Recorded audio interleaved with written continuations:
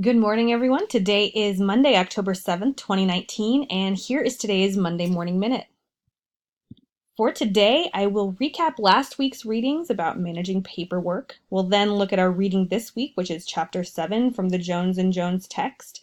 And then I'll talk quickly about our upcoming assignments. We have our critical response number 6 due this week. And then also, just as a reminder, we have our classroom culture toolkit that will be due at the end of the month, October 27th. So, thinking back to last week's readings about managing paperwork, I was so excited that so many of us feel so passionately and also so positively about the importance of maintaining an organizational system.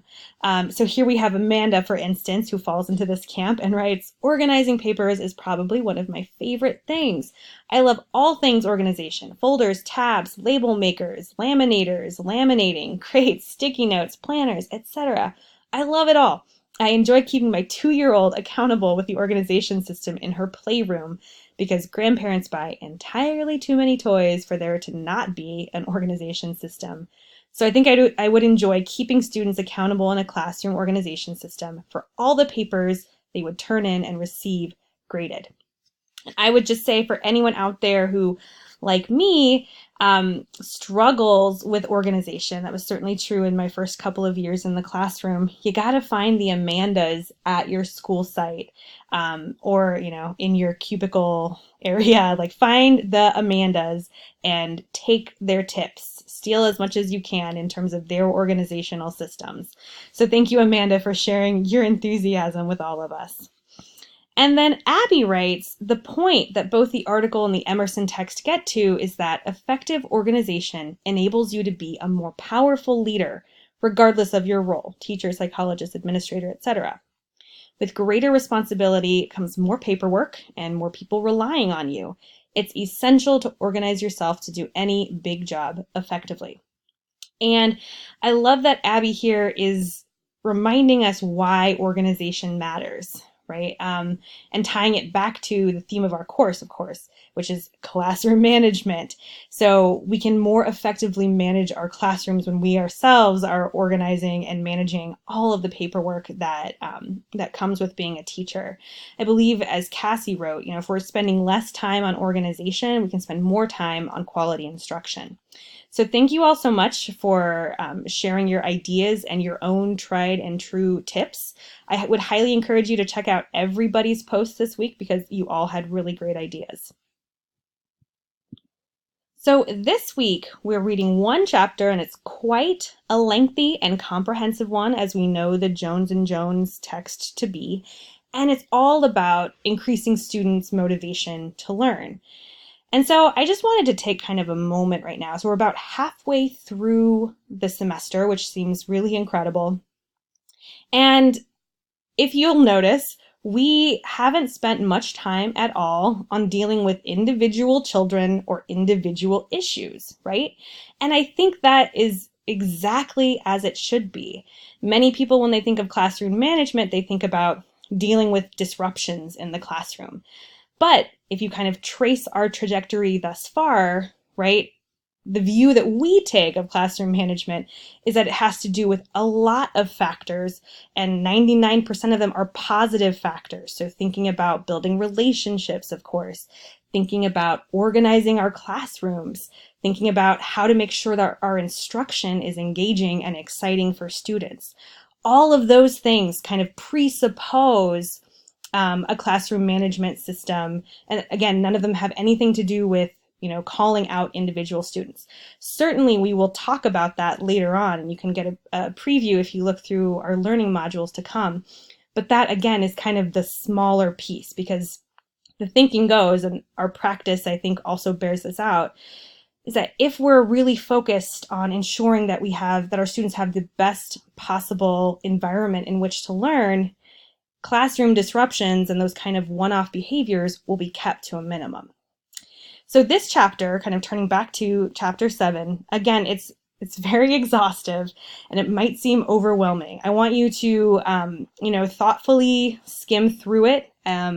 Again, kind of remembering your own particular context as well as like your own interests. But please do make sure to try to get the gist of every section. So I just pulled a couple big ideas because, again, there are so many really practical suggestions to be found here. But I loved this quote that they start with from William Morse. This is on page 219 of the text. And William says, "Adverse student reactions should be expected when classes are dull, teaching is uninspired, and failure is built in. Their oppositional behavior is a sign of personal health and integrity." And I love this because I think it is so easy to blame students and to just kind of throw our hands up and say, well, this student is clearly like not interested in what I have to say. And we kind of, I guess, rest the fault entirely on the students. And here William Morse is saying, actually, if we're not giving them interesting content to think about, if they aren't engaged in activities in our classroom, it's actually quite rational for them to act out. So just something to consider. Along with that, Jones and Jones write, "We have never met a student who was unmotivated to learn." And I, again, just kind of let that sink in, especially maybe if you're thinking of a particular student that you're working with right now who is really challenging. Just consider this. We have never met a student who is unmotivated to learn. In what context might the student, perhaps that you have in mind, actually be motivated? What things might need to change? And I think we might need to start with, first of all, getting to know that student a little bit better, getting to know their interests, their hobbies, their reason for wanting an education. Again, just something to kind of keep in mind and to let sink in and to let percolate for a while. And then finally, I just wanted to note that this chapter is organized around 12 academic needs of students. So they are introduced at the very start of the chapter on page 224, and then each one is taken in turn and described in depth.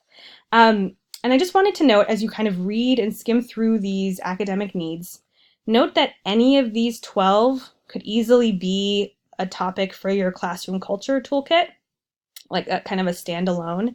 So kind of as you're kind of reading through, skimming through, consider which of those areas might strike you as something interesting to delve more deeply into. Again, that's just a suggestion. I just wanted to kind of throw that out there. So for next time, we do have a critical response due this week. Our initial post will be due Thursday, and then 2 follow-ups as usual due on Sunday. So you are welcome to do just a general synopsis of the chapter. However, if you'd like a little bit more direction, I've gone ahead and posted these prompts in our discussion forum for this week. So alternatively, you can maybe identify 1 to 2 of those 12 needs in depth, and then consider, how do these needs contribute to students' motivation to learn?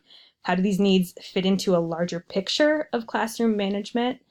And finally, what might addressing these needs look like in your particular context?